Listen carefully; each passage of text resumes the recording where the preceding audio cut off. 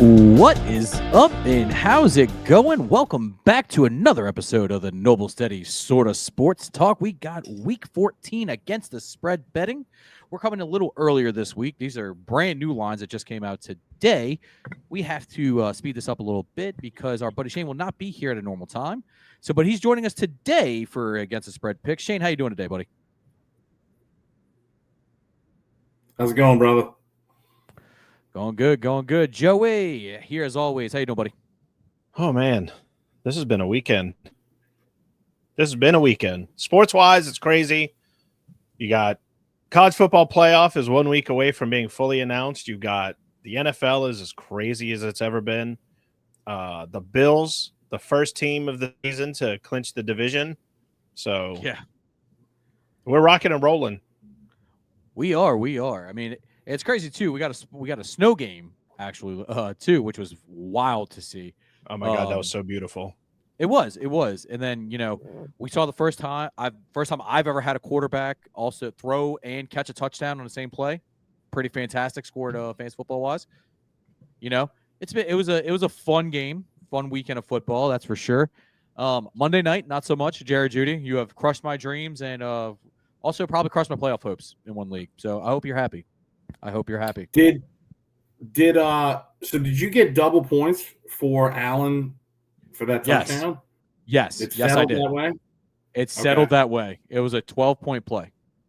Well, no, 13. 13. Oh, no, it was only 12 because they didn't count it as a reception. They just counted it as a touchdown because he lateraled it back. Gotcha. It's wild. It was absolutely insane. Yeah, right? Wow. Oh, man.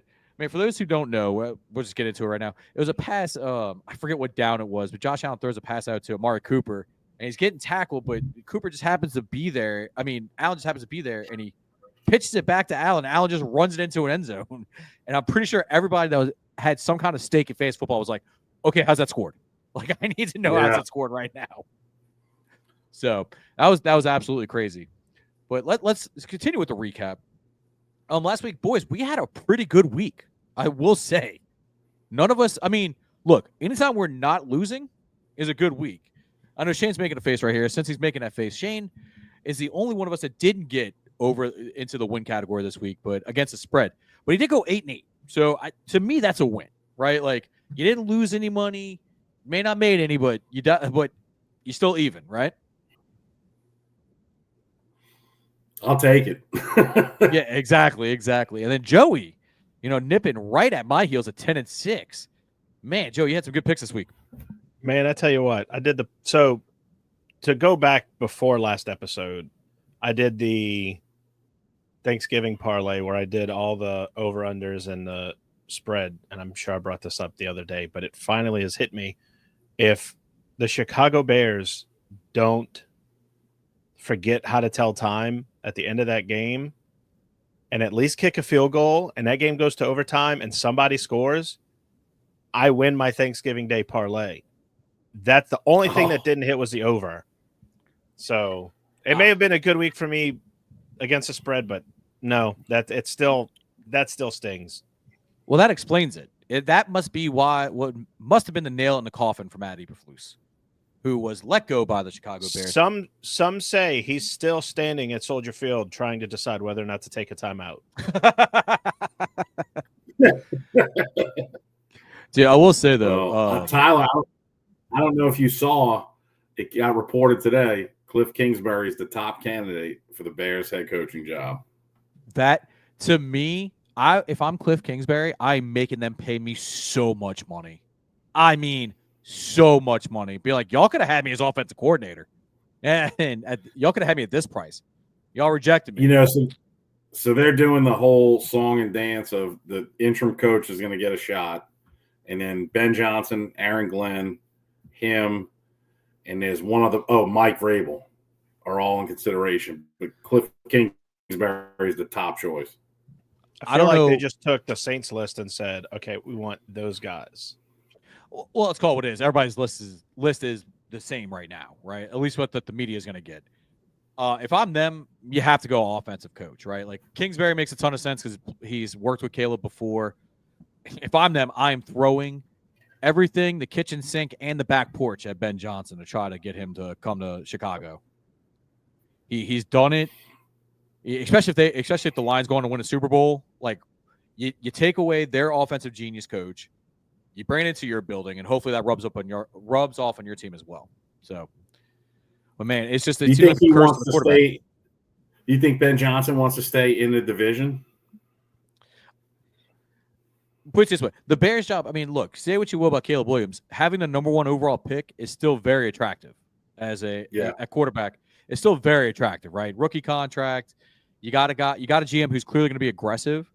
So hopefully, putting your little touch on it, you can build a team around Caleb Williams. But whoever the next coach is, that has to be the number 1 goal. Like going into it, the first question should be: so how are you going to make this offense go with Caleb, or how are you going to maximize Caleb's potential? What's your plan? Right. But it should be interesting, though, that's for sure. You know what? It's actually a perfect segue. We're just going to jump right into it, gentlemen. The first game is actually an AFC North game, divisional game, Thursday night on Amazon Prime. You have the Green Bay Packers going to the Detroit Lions, who are a 3.5-point favorite with an over-under of 51.5. Shane, who you got and why? I'm going to take the Packers plus 3.5 and the over. And that is strictly based on, I think these two teams are playing great football, but the defense injuries on the Lions are just piling up. I mean, they Adam Schefter did a piece on it today, and it's like, how many more people can they plug in and still perform? So while I think the offense can keep up with the Packers, I just think the Packers will wind up probably winning the game. If not, they're going to keep it close.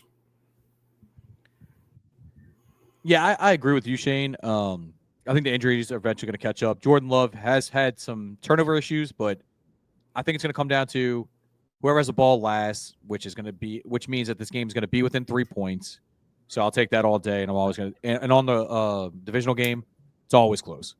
So Joey, who you got and why, buddy? I don't think it's going to be that close. It's in Detroit. That place is rocking. The last time they played each other in Green Bay, it was a 24-14 win for Detroit. I'm taking the Lions minus 3.5. I think if it's going to be close, I don't think it's going to be the spread close. The injuries on defense is what's going to make this game go over the 51.5. But honestly, the Lions are hot and they want to clinch that division, take care of business. They're my favorite for the Super Bowl, so I can't go anywhere else but Detroit minus 3.5. Look, I like it. I mean, it definitely should be a good game, and it's not one of those things where I look at it and I'm like, oh, this is easy either way, right?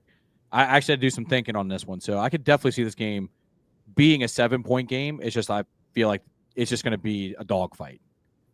But we shall see. It should be a good game, at the very least. It looks like they're trying to start putting some good games on Thursday night, at least. But fingers crossed, everybody. And I mean, you think about it, the division, Chicago's pretty much out. Like, they're not going to – I say pretty much, they are out. They are out. That division's stacked, though. They haven't been officially eliminated from the playoffs yet. So – yeah, neither are the Saints, but, Ugh. I mean, if you're a Patriots fan, a Jags fan, a Raiders fan, a Giants fan, the rest of football is just pretty much it's all you got left for football for the season. So I'm sure they're fighting for a wild card spot, but in all reality, it ain't happening. But still, Green Bay's 2 games behind. If they win this game, they're level with Minnesota. So there's a lot to play for in this game. Oh, yeah. But I think Detroit is they're too good right now. Well, what about, look, Detroit's also got to keep pace with, got to make sure they keep Philadelphia off their tail. Because, they're only 1 game back, and Philly looks like the best team in football right now. That is true. But at the same time, what's the schedule look like for Philly coming down the stretch? Because Detroit's got Buffalo. Detroit's got Minnesota again. Those are tough games. They got to take care of business now while they can. So you're talking about a divisional game 2 divisional games, and plus the possible number 1 seed in the AFC. Woo, that's tough. That is tough. But speaking of that schedule, just because I'm on it, as we're about to do in a minute, Philly has the Panthers, Steelers, Commanders, Cowboys, and Giants left. So I would say they have an easier route to the number 1 seed than the Lions. So the Lions just need to take care of business while they can and hope that Pittsburgh plays them tough and Washington plays them really tough in Washington. Yeah, divisional games are always tough, though. So you can always count that up. Yeah, that's an easy schedule for the Eagles. It's either 5-0 or 4-1. I would say at least 4-1, right? You'll have some teams up, but it should be interesting down the stretch. I don't know how the tiebreakers work out, so we'd have to see on conference loss, division loss, and points for and all that stuff. So moving right along to our next game, it's going to be the Raiders going to Tampa Bay, who are a 7-point favorite at time of recording, and played the Buccaneers, and they are and the over/under is 46.5. So Joey, who you got and why? The Raiders have nothing to play for in this game. They're strictly seeing who do they keep, who do they get rid of for next season. The problem is for them that they're going into a Tampa Bay side that is fighting for something. They are tied with Atlanta for the lead in the NFC South. So I took the Bucs -7 and the over. If you get, you know what? I take that back. I'm going to flip my pick. Give me the Raiders +7 and the under, strictly because you've got all the injuries on the Bucs.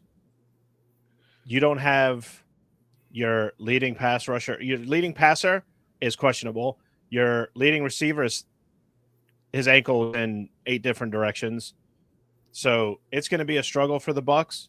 I still think the Raiders lose. Questionable? That's what I see right here. He's got the big old Q right next to his name. Yeah, that just means he didn't feel like practicing today.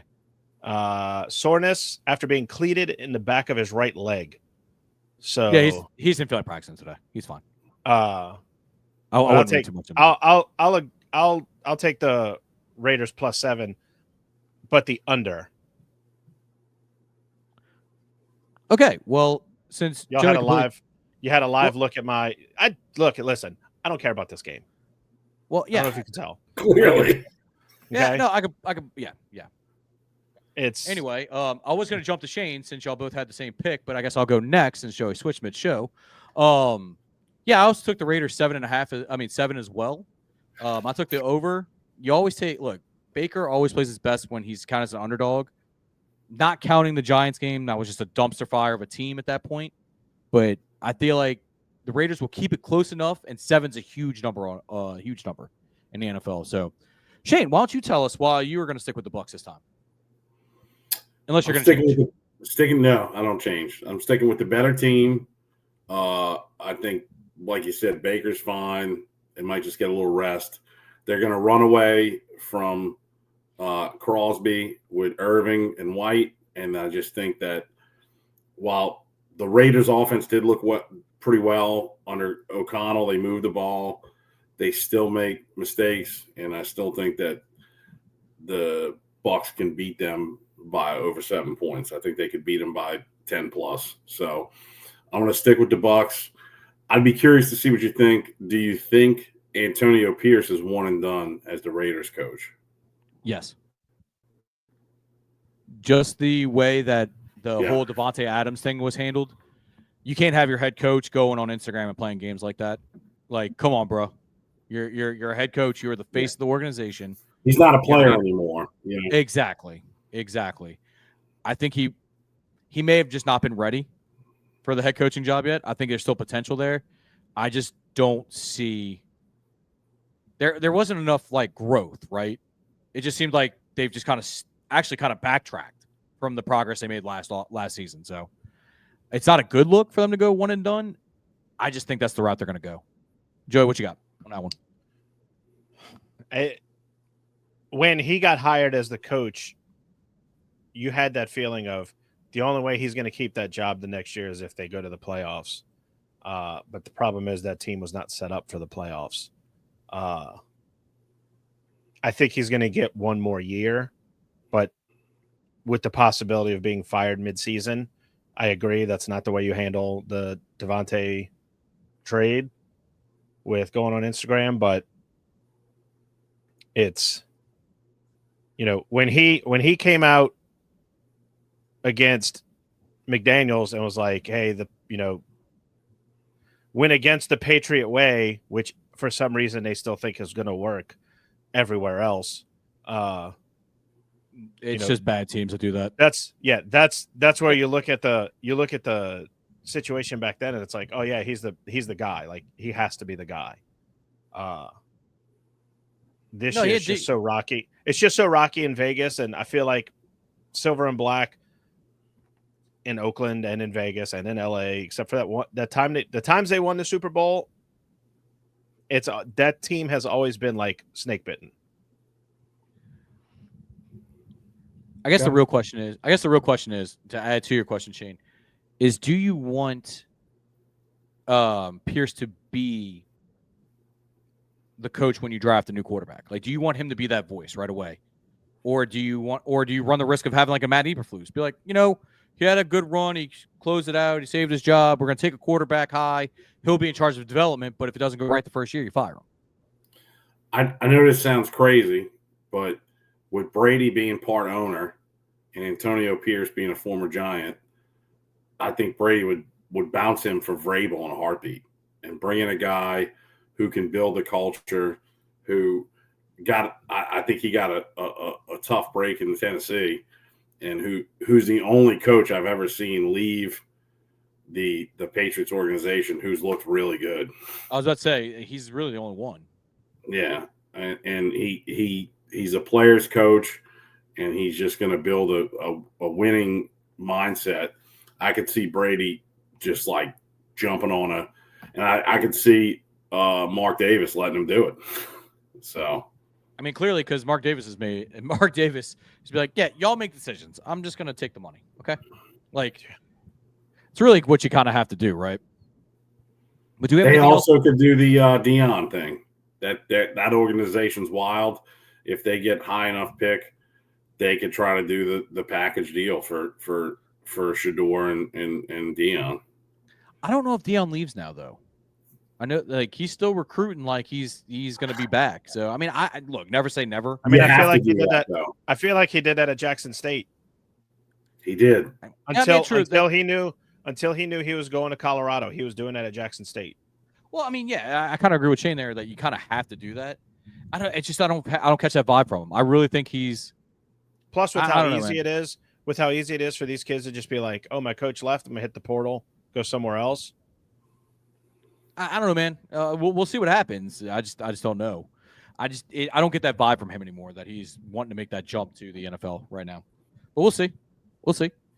But moving right along, we got to make some more picks, gentlemen. Next game is going to be the Browns at the Pittsburgh Steelers, who are a 6.5-point favorite with an over/under of 43.5.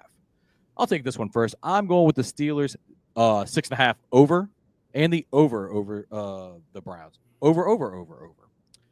But I just think this game's going to end up being a shootout. I think the Pittsburgh Steelers are going to be pissed off about them losing to them in the snow.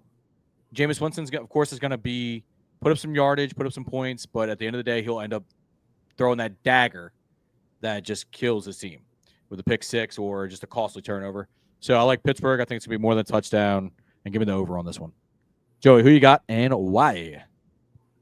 I think the Browns will make it closer than last week. Give me the Browns plus 6.5. It'll be a field goal game. And I don't mean like a field goal is going to be the one that wins the game. I mean, like, there's a legit possibility that they'll be up by 4, and for some reason, Jameis will go rogue, throw a pick six, and that'll be it. And it's going to be a shootout. It's going to go back and forth. So 6.5 in the over for the Browns. The Browns aren't going to win outright. I think the Steelers win outright.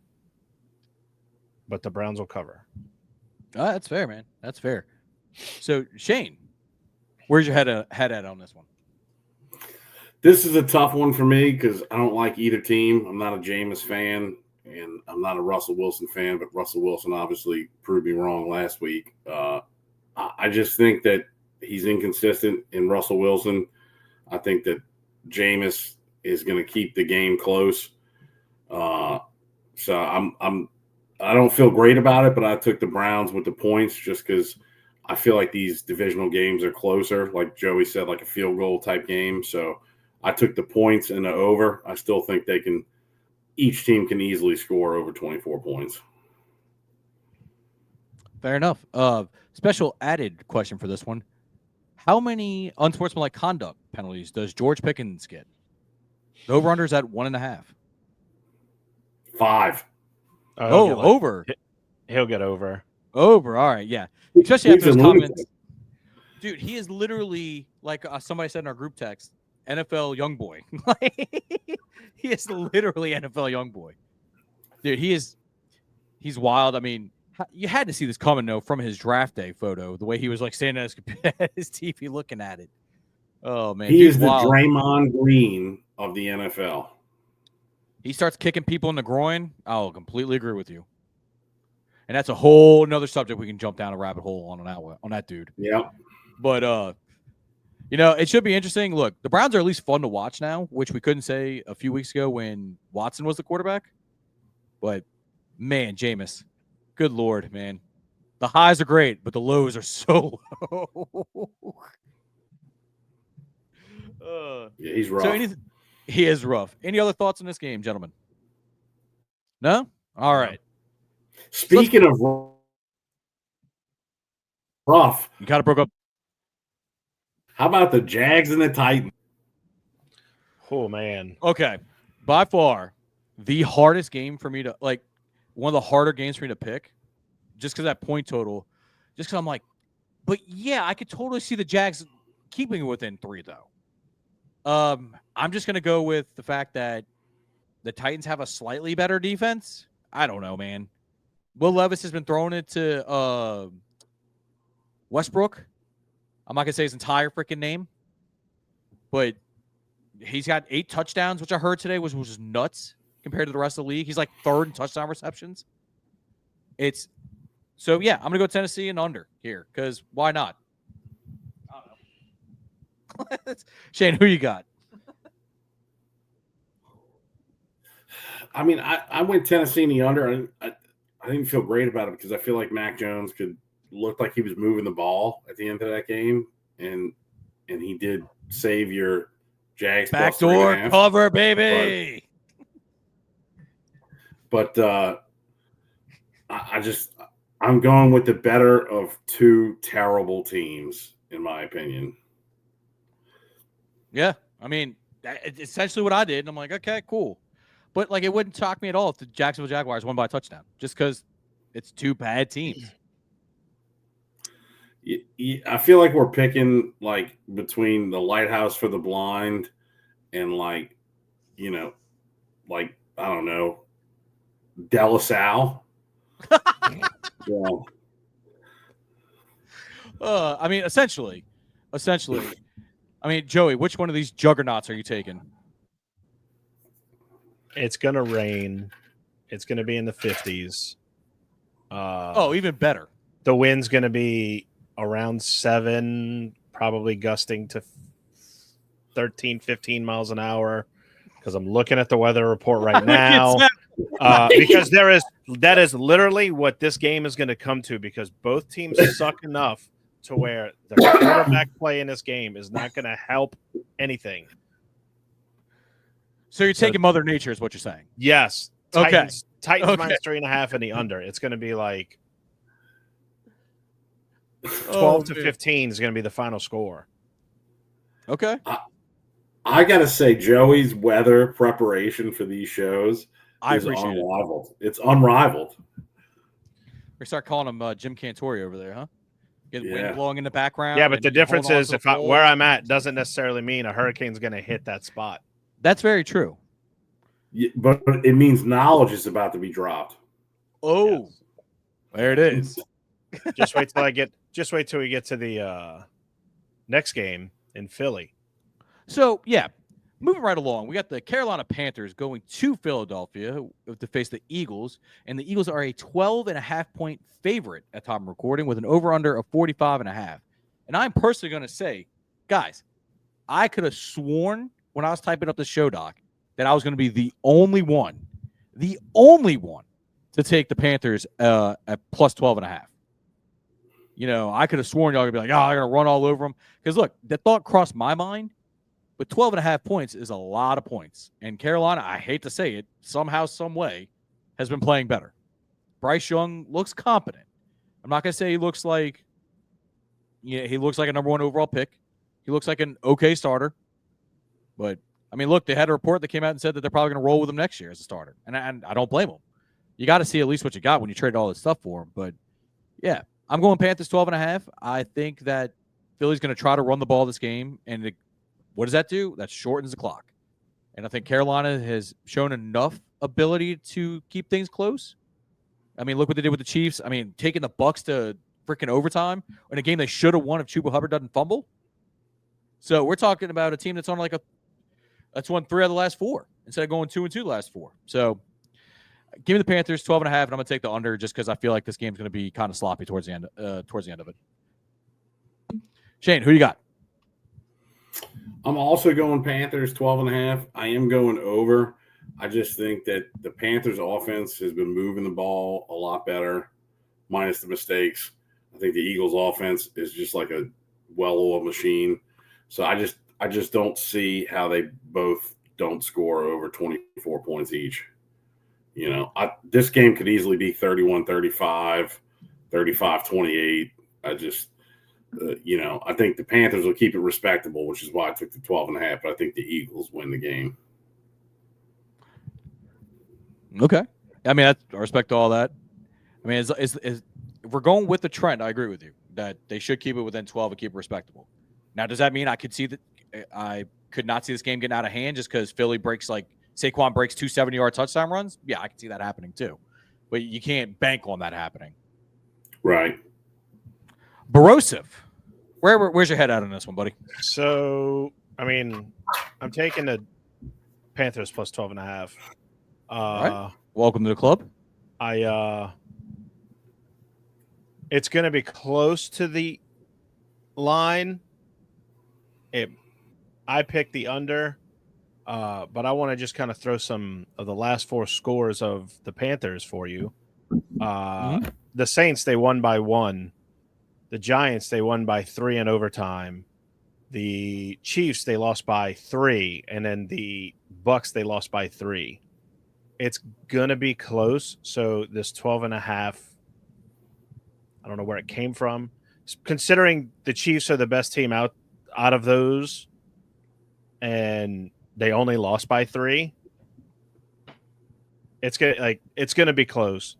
But I don't think they're gonna hit that 40. I don't think they're gonna hit that 45.5. It'll be 18-21. I think I agree with your sentiments on that one, bud. It's, I think it comes from the national audience. Look, they're trying to pick how the America's going to bet as well. I think they think that everybody's going to lay money on the Eagles just because of how they played against the Ravens this past weekend. But yeah, I'm with you. 12.5. Anytime you get above 4, that's a lot of points in the end. 4, especially 4 to 6, it's a lot of points that you always got to makes you pay attention. Let's keep this in mind. The Jacksonville Jaguars were within 5 of the Eagles. Yeah. And if I were to pick it somewhat equivalent, I would say the Jags and the Panthers are pretty equal. And just kind of how bad they've been this year. No, I would say I'm going to disagree with you on that one, man. Carolina has looked pretty decent the last few weeks. They've looked better, but at their worst. Oh, yeah. I mean, at our worst, we're just like Jacksonville as well as the Saints. I get what you're saying. Yeah. Yeah, I would say the Saints look way worse than the Panthers. Yeah, seriously. We'll get to it, and I have a lot to talk about with that, about that game. So it's coming. Let's save those thoughts for that one. So speaking of the Saints, let's move to somebody in our division. We have the Atlanta Falcons going on the road to face the Minnesota Vikings, and the Vikings are a 4.5-point favorite with an over/under of 46.5. We have the Kirk Cousins Revenge Bowl going on right now. And guess what, guys? I pulled a Joey. I changed my pick on the show doc. I'm looking at this I will say this is by far the hardest one for me this week. Because I can see this being like, who has the edge, right? Is it Brian Flores from knowing Kirk Cousins so well? Or is it Kirk Cousins from knowing that defense going against him all the time? You know what I mean? So I can easily see this being a field goal game either way. So that's why I feel comfortable with the Falcons, it being a field goal game, the Falcons keeping within 4.5. And I'm going to take the under. I feel like it's going to be kind of a slugfest at first. Joey. Go Shane first. Shane. I have a stat. Who you got and why? I can't wait for Joey's stat, first of all. I'm going Falcons plus 4.5, and I'm always going to lean towards the over because I always want a high-scoring game. I think the Falcons bounce back from a really rough outing this last week. Kirk Cousins usually does. He has a bad game, and then he comes back and he balls out a little bit. And you can't discount the Vikings revenge game. I mean, Jerry Jeudy's been terrible, not to bring this up and hurt your feelings, Tyler, but he literally went back to Cleveland and looked like the best receiver in the NFL. So these guys get up for their former teams. So that's what led me to go with the Falcons. That hurt, Shane. That hurt. I'm sorry, buddy. I'm sorry. Too soon. Oh, So Joey, hit us with that stat, big dog. Kirk Cousins in his last 3 games, 724 pass yards, 0 interceptions, 0 touchdowns, 6 interceptions, and 4 fumbles. If he starts as bad as he has played, there's a chance that there is a quarterback change in Atlanta. Whoa. There are talks. There are talks right now that he won't see to the end of his contract, and they're going to put Penix in next year. Oh, I can see that. 100% can see that. And they're going to trade him away to a contender. Well, remember, he has a full no trade clause. He can waive it. Oh, I know he can, but I'm saying he's going to choose where he goes. Yeah, that's exactly. It's going to be, hey, look, we have a deal with, say, jeez, Pittsburgh. Who? Yeah, Pittsburgh. Pittsburgh wants you. Just boom, right off the rip. I can think Pittsburgh is going to be the Jets. He's going to go to the Jets. The Jets are. Oh my god! If I'm a Jets for that, if I'm a Jets fan, I'd be like, no, just Jets and Raiders are out of that sweepstakes, from what the report I saw said. So I'm taking the Vikings minus 4.5. I think he's going to continue to struggle. You say when he has a bad game, he tends to bounce back. Well, he's had 3 straight bad games and has yet to bounce back. So he's due for a good one. He's due. He's due. But he's playing a really good Minnesota Vikings team, which is in contention for that number 1 seed still. Yeah, no, completely understand. I just think it's going to be a close game. That's why I went with the 4.5. Man. So, by the way, Joey, great stat, coming in with that big shout out energy over shout there. out to What the Fuck Stats on Facebook. That's Shut legit. up. That's legit. All right. Thing. But so here's the thing. I will be the first to say I was one of the biggest critics of the Michael Penix pick by the Falcons. But my goodness, has Kirk Cousins looked the middest of mid at times. And I mean, other than that really crazy performance he had against Tampa Bay on Thursday night, has he really put up the numbers you thought he would this year? I mean, don't get me wrong. He's been great for Drake London, fantasy football-wise. But, kind of expect more. You know what I mean? I don't know. They don't look that bad. They look more bad for signing him to the contract and drafting Penix. Oh, at this point, 100%. If they would have signed him to like a 1-year deal, 2-year deal, they look like geniuses. I think it's the fact it's a 4-year fully guaranteed deal, or $120 million is guaranteed, is what makes it look rough. Yeah, I think the way the contract is essentially written, it's like a 2-year deal, but it's still like $100 million in those 2 Yeah. years. Like that's how insane it is. But I mean, you can dislike him all you want. He has worked the contract system better than any athlete in the NFL because he's been on like guaranteed money for like 10 years straight. I'd say except for maybe Matt Flynn, because Matt Flynn didn't have to play at all. Yeah, but this dude could have been, but he's gotten consistent. But Matt Flynn also only got the guaranteed money. He didn't get like this dude got every cent of his contracts because they're fully guaranteed. He broke the system.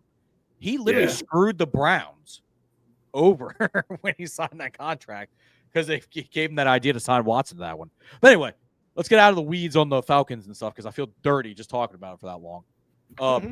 Let's go to a really not that competitive game and probably shouldn't be that close. It is the New York Jets, or I should say the New York Rogers, who have been awful this year, at the Miami Dolphins, and the Dolphins are a 6.5-point favorite.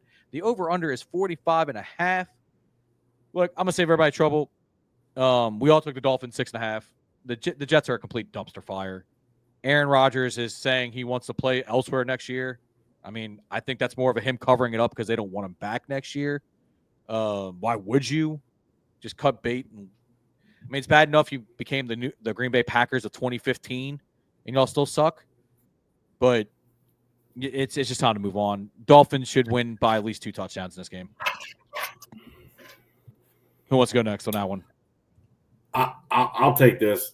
Most overrated future Hall of Famer of all time, Aaron Rodgers. Ex-girlfriend came out today and said she can never talk about their relationship because all she does is cry. The Jets fans will be crying this weekend and every weekend he's under center. The Jets suck. Which famous girlfriend was that? Probably Woodley. Oh. So I still think they score points and they go over, but I think the Dolphins probably blow them out. Yeah, that's what I'm thinking. I mean, their defense has been playing like crap lately. I mean, Rodgers is throwing balls to 300-pound linemen that they're returning for touchdowns. Which is hilarious. It was Leonard Williams too. By far the funniest part about that play is the fact that it was Leonard Williams, who they drafted 6th overall. Maybe it is an owner thing with the Jets, or maybe they are cursed. But they burn some sage or something around that building because the Rodgers thing isn't working this year. It hasn't worked since he's gotten there. And you just need to start over fresh. Joe, Aaron Rodgers in his NFL career was 75-0 when his team had led by 14 or more points. Now he's 75-1. It's time to hang it up. Just get out of New York. Like, they have enough. If you look at the last 50 or so days, maybe like 60 days or whatever, the Yankees have won more games than any of the other like baseball or football teams. And they only won 5. So wow. Joey pulling on stats right here, bro. I love it. Listen, we're better than the Cubs. All right. That's not saying much. Girls, you're both pretty. Okay. So I think we're all going to leave this one in the dust. Miami should roll easy in this one. Now I did have the under in this game. I was the only one that took the under. Okay. Sorry, I thought you had the over as well. Yeah. My bad, buddy. Yeah. Joey's the only one that took the under on this one. So, speaking of the under of the most under of under games, we have the New Orleans Saints, who are a 4.5-point road favorite, going up against the New York Giants, and the over-under is 40.5. Y'all, I'll be 100% honest with you. I did not feel confident in this game whatsoever. I'm only picking it because we're doing it for the show. But I went with the Giants, 4.5, and the under. Just because I don't know who the heck else is who's gonna actually run this offense for the Saints, or who's gonna be a key part of this offense. Like MVS has been a great story. Austin's been here and there in spots. Foster Moreau every now and then. But let's call it what it was. We had Taysom Hill and Alvin Kamara, and our mighty Taysom has taken a torn ACL that he suffered on a 4th down play, so he's out. So is it just Alvin and nobody else? Because I don't trust Carr to manufacture this offense at all. So I think we're better than a dumpster fire of the Giants. Maybe we get a pick 6 or we get an interception on their side of the field. We kick a field goal or something. I just have no confidence in the spread whatsoever. I went with the Giants plus 4.5, but I'm hammering the under if I'm putting any money on this game. Shane, you had the same thoughts as I did. What was your thought process behind it? Similar to you. I mean, Hill's out. Kamara is our only offensive weapon, and it's like the bad news bears out there. They're just grabbing people off the street. I didn't even know who Austin was or who some of these people are. I don't even know their names probably correctly, but I think it's going to be a sloppy, ugly game. The Giants aren't much better. Their star draft pick this year clearly doesn't like where he's at and doesn't want to be there. So I just think it's going to be a cold, ugly game. I think it's supposed to be in the 20s because I'm going to be up there. It's the only reason I know the weather, unlike Joey. So I don't know. I hammer the under, and I just don't think the Saints will compete. Bro Sif, you went contrarian on this one. What you got, buddy? You can feel the excitement of this game. Do you know who our leading receiver is this season? Is it Alexis? That is a no, Shane. Okay. Shit. MVS? Alvin Kamara. Oh, so he is literally our only offense. By the way, Shane, it is 47 is the high that day at MetLife, and gusts of 12 miles an hour, according to the weather report. So I think the gust is going to be higher than the scoring in this game.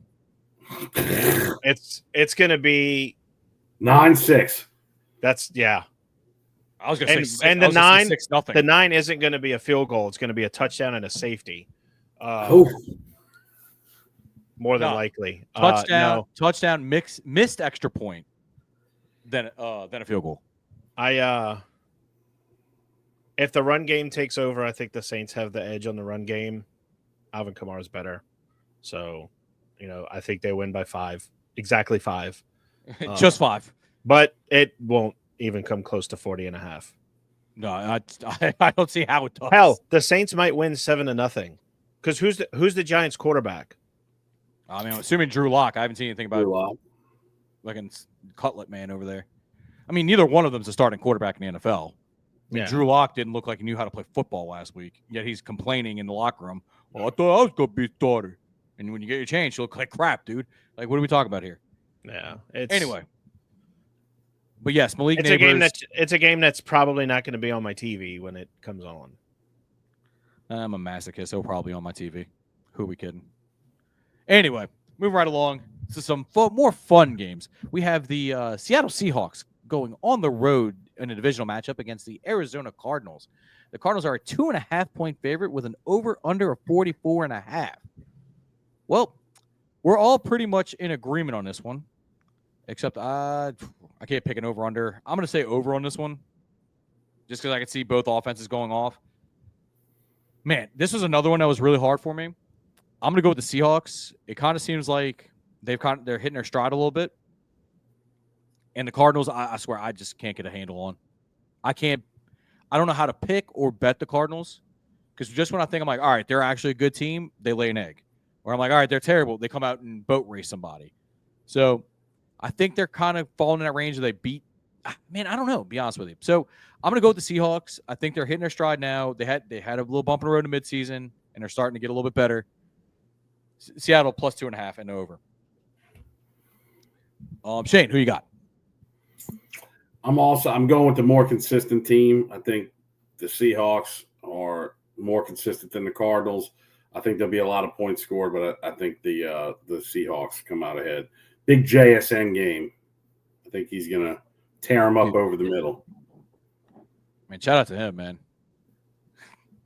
That dude got out from Shane Waldron hell and has absolutely produced. Yeah, he's looked great. Joey? I look at this game and I know it's funny. I I can't get it. Like you said, you can't get a handle on this game. You don't know which way to go. Just the last 2 games, we're all of us just like, I don't know, man. It's close. Like, Yeah. I mean, the last time they played each other, it was 16-6 with a Seattle victory, and we're talking about it could be a boat race. they had some weather, I believe, if I'm not mistaken, too. In that I'm game, gonna keep it. I'm gonna keep it under just because it's a division game and it's yeah, for man. the lead in the division. But I agree with y'all. The Seahawks are going to be covering that. Gotcha. Well, speaking of the NFC West, our next game is going to be the Chicago Bears on the road going to the San Francisco 49ers, who are a 3.5-point favorite with an over-under 44.5. Man, we need to stop agreeing, guys, so much. I'm going to say it's getting kind of boring on this podcast. I mean, let's be real, but let's be real about it. You have, like, who are the 49ers going to bring out? Eventually, they're going to start bringing out zombies from their Super Bowl wins to try to play these guys. So, yeah, Joe, I'll let you take this one. I'm going to try to go a different way than the fact that the 49ers are just completely obliterated injury-wise. So I'll let you take this one injury-wise, and I'll go with mine next. I think honestly, they have the 49ers minus 3.5. I'm going to give it to the Bears. I think the Bears will win outright. The 49ers are just – they struggled. They struggled bad, and injuries are starting to creep up on them, so they're going to be forced to throw the ball, and I don't think Brock Purdy is going to be – he doesn't have that crutch to fall on with the run game. That's fair. That's fair. Shane? I just think the Bears are clicking a little bit more since they got rid of the coach. Players are happy. Like Joey said, the injuries are piling up. I still think the 49ers can score some points. So going over under, the defensive injuries on the 49ers, I think both of these teams can score 21, 24 points. So I don't see it not going under. I think they easily go over. It just is, but I think the Bears are going to be more positioned to play a better game than the 49ers. Gotcha. Well, it kind of leads into where my head's at. You always got to think about that interim bump, right? Always have to think about it. Interim coach, get a bump. Caleb looked better when they made Browning the offensive coordinator. So hopefully the natural progression again is he looks better with him as the head coach. Hopefully some better clock management. And I agree with you, Shane. I think it's going to hit the over. I mean, the San Francisco 49ers just beat up to hell. We all know that. I mean, whether you're talking the running backs, you're talking about the defense. I mean, Bosa has had a hell of a time trying to stay on the field this year. And there was this gnarly stat I saw that, their winning percentage just absolutely takes a nosedive when he doesn't play. So I think that correlates again, and I'm going to go with the Bears. Give me the points with the Bears and the over. All right. Anybody have anything else to add about this game? I mean, shout out to CMC. I mean, hopefully recovery's quick. Man, that was brutal to watch. As soon as he slid down, I'm like, oh, he's done. He's absolutely done. The Madden curse has gotten him twice. It has. But let's move along to me, a fun game now. And a game that I'm going to have some fun betting. It is the Buffalo Bills coming off a victory in the snow, who are a 4.5-point favorite going on the road to the Los Angeles Rams, and the over-under is 49.5. And I'm going to take this one first, guys. And let's be honest, this isn't going to be a road game for the Bills. Yeah, they may have to travel, but this is going to be a pro-Bills crowd, as most crowds are in Los Angeles, being for the away team. So I think that plays a huge factor. Plus, Buffalo, they always travel as well. I think Bills Mafia is going to really pack that stadium. I'm taking the Bills, if you couldn't tell. I'm going to take the over because I think there's going to be some points scored. And I would even be brave enough to walk this up to 6.5. I think easy touchdown game, if not more. I mean, look, if you want to walk it to 9.5, I wouldn't argue with you. I just don't think it's going to get – I just feel safer going with the 6.5. I'm already walking up that far. 2 points. Look, the Bills are going to have a field day running on the Rams. Josh Allen is playing absolutely out of his mind. He will win the MVP. And just, I'm calling it now. Saquon is a fantastic story. It's fun. It absolutely is. But Josh Allen is going to put up the numbers to close out the season. You can't tell me if he gets him the number 1 seed in the AFC, he's not going to be the MVP. Easily, what about Jared Goff? No. I don't think What he's if they keep winning? I just don't think they're going to give it to him. I think I'll put it this way. You know how the NFL loves the market quarterbacks. They're trying to make Allen and Mahomes the next Brady Manning, right? So you got to give some accolades to Josh Allen when he earns them, so he can start matching up with Patrick Mahomes. Just saying, it is voted on by the media. So has Josh Allen beaten Mahomes in the playoffs yet? No. They've had crazy games in the playoffs, but no, he has not beaten him in the playoffs yet. I'm telling you, it's like Peyton Manning and when he was with the Colts and Brady when he was with the Patriots. I mean, you look at the correlation. Josh Allen, Peyton Manning, stats, don't win the playoffs. Patrick Mahomes and Tom Brady. Yeah, they can put up huge statistical seasons, but most of the time when they're winning, they're kind of middle of the road, but they just find ways to win, whether it is the refs or clutch performances. So it's weird. I did a deep dive on this. I found a video. I have to go find it that started it, and I was like, oh my God, this is weird. Speaking of sounding like the Mannings, I'm going to bring back another game that we've already gone by with the Browns. Jameis Winston has tied Peyton Manning for the most games in NFL history with 450-plus passing yards and 4 touchdowns. Yeah. He's also tied Eli Manning for the most games with 450 passing yards and 3 touchdowns and 3 interceptions. Yeah, I was about to say. So I can't. He's just missing something. He's missing winning. 2 of those guys have 2 Super Bowls each, and he's got absolutely 0. He's got to win. He will never sniff one. Yeah, I don't think he will. Unless he's a backup, he's not going to. He's too. Yeah. But back to this game. Josh Allen, yes, I think is the MVP of the year. Jared Goff, and it's not to knock Jared Goff. It's just Josh Allen's going to bring them. He's a better more story. Convincingly to the Super Bowl. I think those are the 2 Super Bowl teams. You may have, you talk about Peyton Manning and Josh Allen, right? Yeah. Peyton Manning won the MVP in 2009.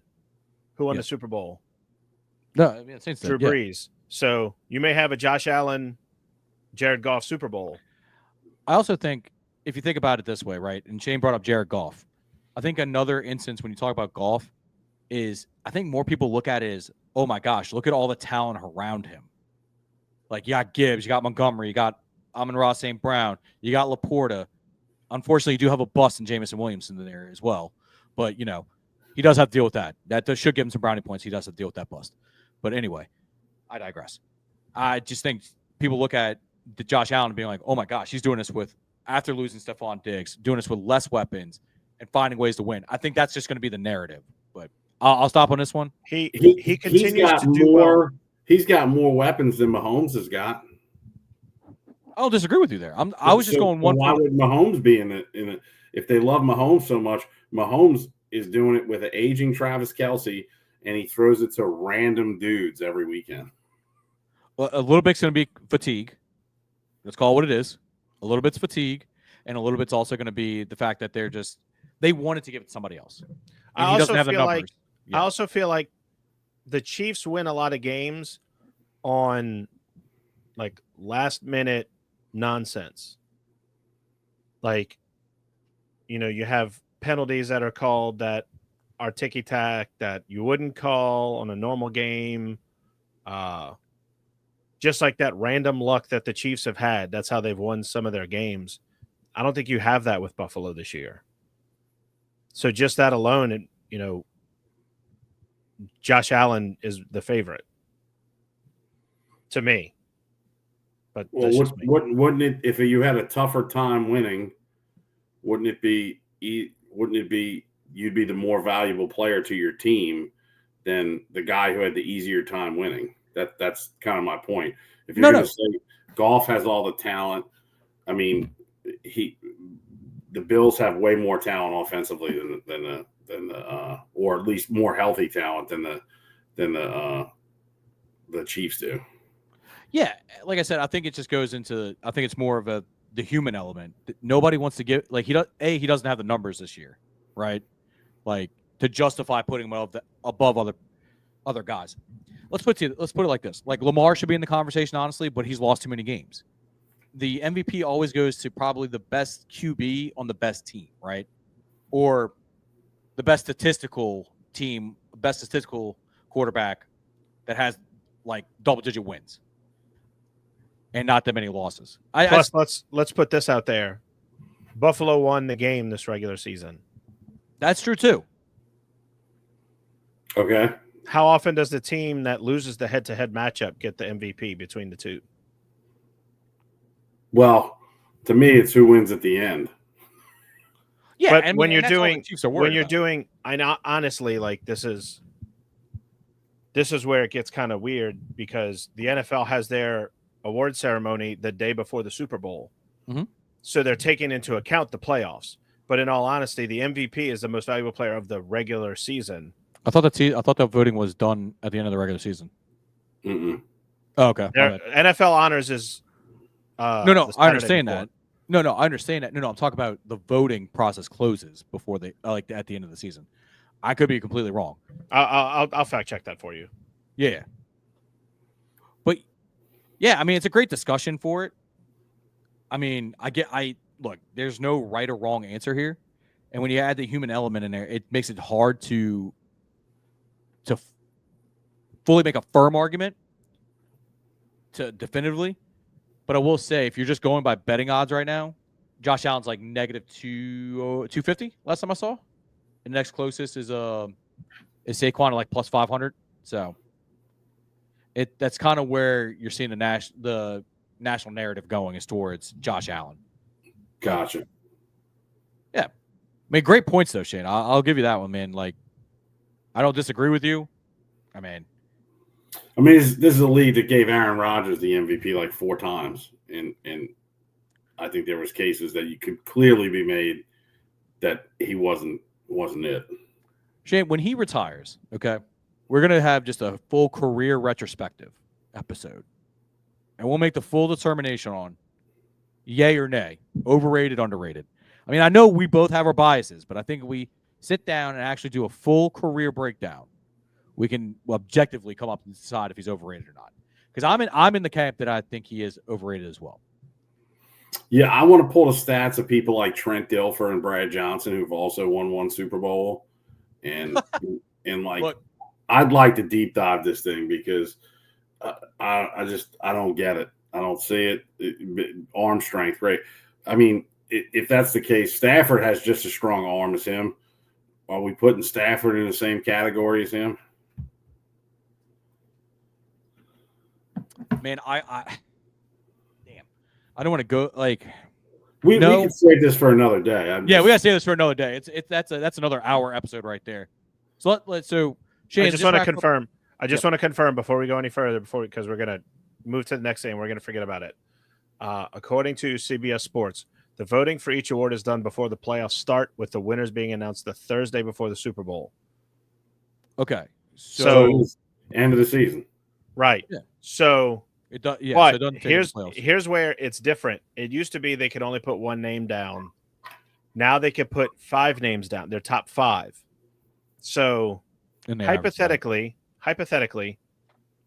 somebody could vote Josh Allen number 1 most. Like the 50 writers could put Josh Allen number 1, like however many of them, but he could still lose the MVP vote.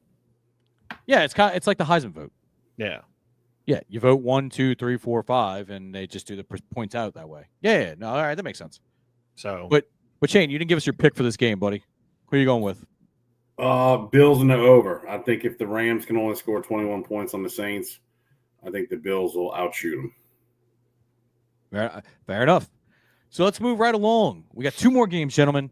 We have our Sunday night game. It is going to be the Los Angeles Chargers on the road at Kansas City, where the Chiefs are a 3.5-point favorite with an over-under of 42.5.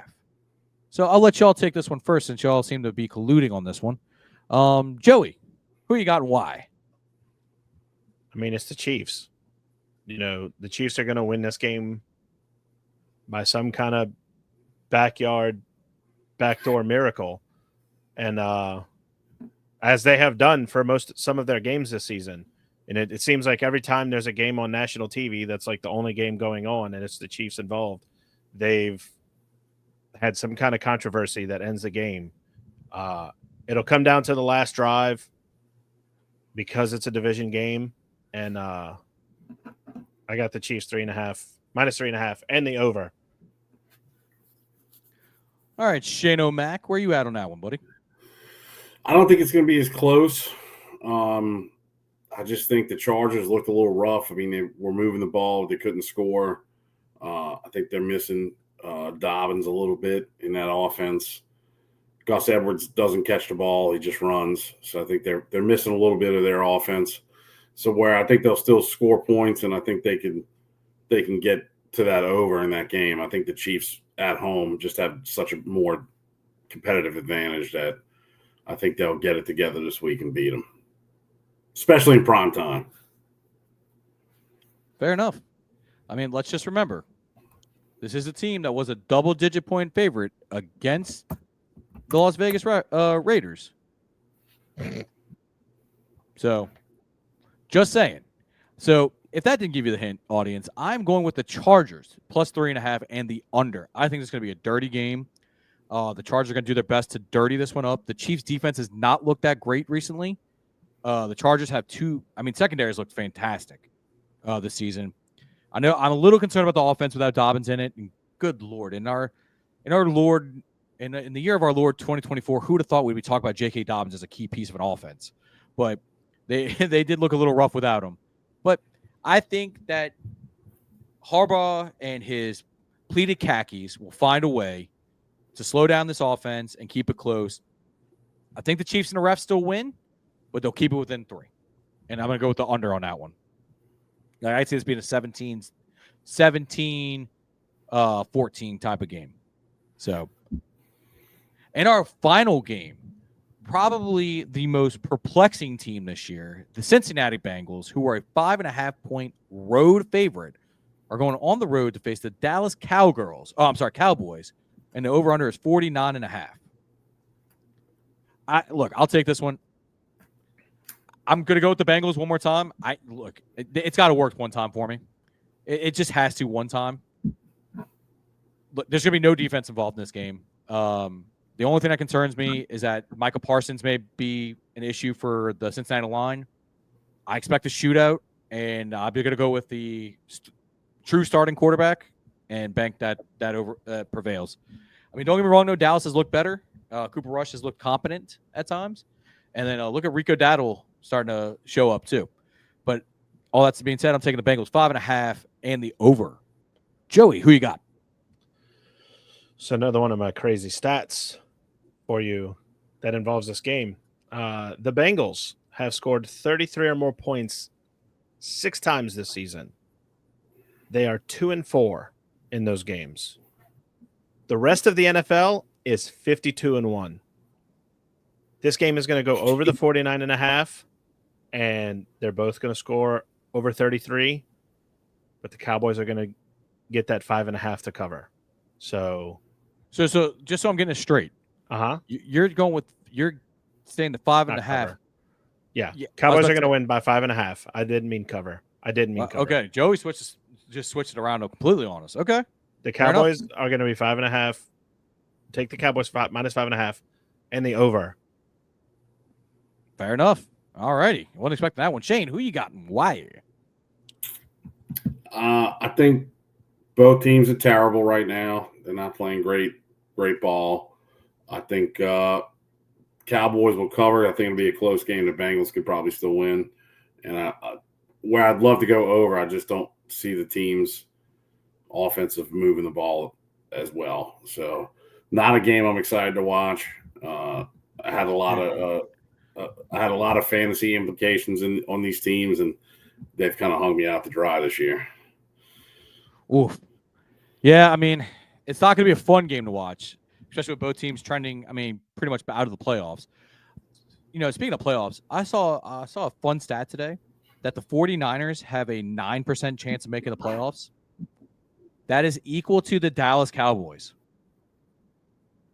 according to, I believe it was ESPN. Jeez. Yeah, man, it has been brutal for them this year. Well, is there anything else you all want to add to this episode? I mean, we got through another round of picks. I will say we agreed a lot this time. I feel like We're doing a And we lot of also- agreeing. yeah. Then there's some that are that are a little bit different, but all in all, I think we're all kind of in the same headspace. There's a lot of games I didn't want to pick this week. If that makes sense. Yes. It's Yes. like, I think we're starting to get to that point in the season where it's like more of these games are not mattering anymore. So You're it's starting like, to get to do I those really- points. yeah, like, do I really want to deal with this game? Is this one really that important? They're all important, Joey. All important. How are the Jets going to fuck it up this week? Like that kind of stuff. Hey, that's just comedy, though. You know, that's just comedy. But Shane, anything else you want to add, buddy, before we sign off? No, I think that's it. I say good luck to y'all's picks this weekend, and then I'll be back next week when I get back from NYC. Yes, sir. We'll be back. Yeah, a little scheduling note. We'll be back actually next Thursday with our picks for the against the spread. So we may be a little late on that Thursday game. We may not pick it, but we'll definitely have picks for that Sunday. But that episode will be coming out probably Thursday of next week. So to follow that up, we'll be back tomorrow with a regular Noble Steady sort of sports talk. Till then, be good and fill those pockets, baby. Next time, peace.